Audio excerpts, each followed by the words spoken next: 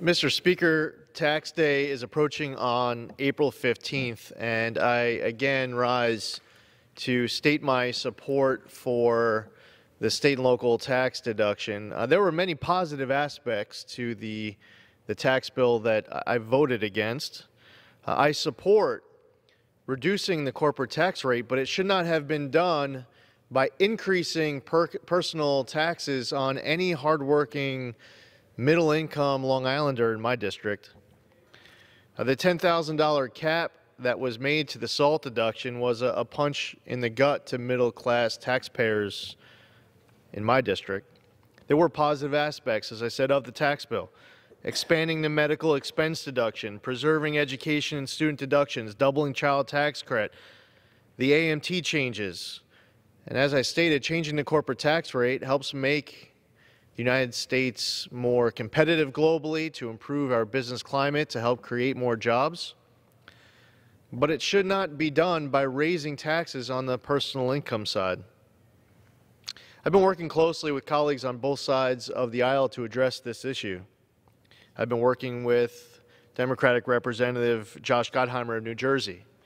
I co-sponsor legislation between Peter King, a Republican, and Tom Suozzi, a Democrat, H.R. 257. Nita Lowey introduced a bill that I co-sponsor, H.R. 188. I encourage all my colleagues in this chamber to work together to address this important issue, because it's important to deliver tax relief to all Americans.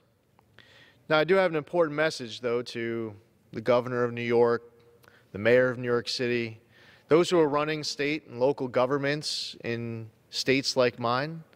And the reason why our state and local tax deduction was as high as it was is because our state and local taxes are as high as they are.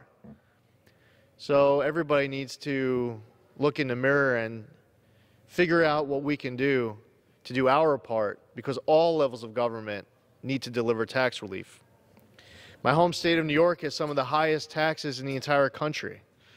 It's ranked as the second worst state in the entire nation to do business. You couple that with the loss of the SALT deduction, and it has only sped up the amount of businesses and individuals who are choosing to leave our state.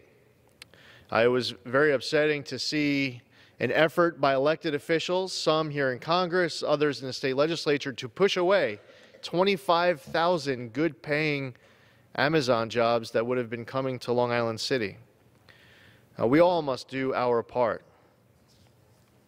The state and local tax deduction has been around in some way since, you could say, Abraham Lincoln's administration. He used this state and local tax deduction to help keep this union together and fight the Civil War. It was a tough debate a little over a year ago now, when the tax law was passed through both chambers and signed by the President. But next month, as April 15th approaches and people have to pay their taxes, they're going to be seeing less in their return. Many will be seeing less in their return where I'm from. Some will be getting more, and that's great. I didn't oppose this bill because all of my constituents were going to see a tax increase. It was that too many were going to see a tax increase. Now, all, when they're getting their tax return, need to understand that throughout the year, money was added to their paycheck because of a change in the way that taxes were calculated with withholdings through the year. So that's something else to factor in when trying to figure out the impact of the tax bill. Again, some people will be seeing less that they owe, others will be seeing more.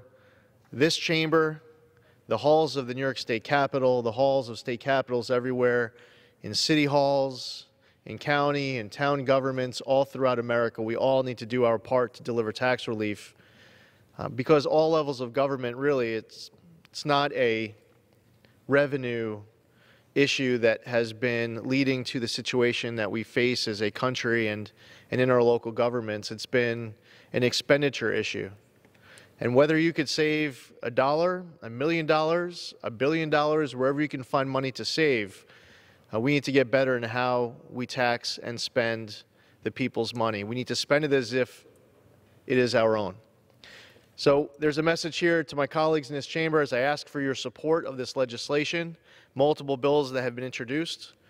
I make that plea to the Senate, to the administration, and also all of those representatives of state and local government responsible for the fact the reason why our deduction was as high as it was because our state and local taxes were as high as they were. But we need to do our part here in this chamber. I yield back.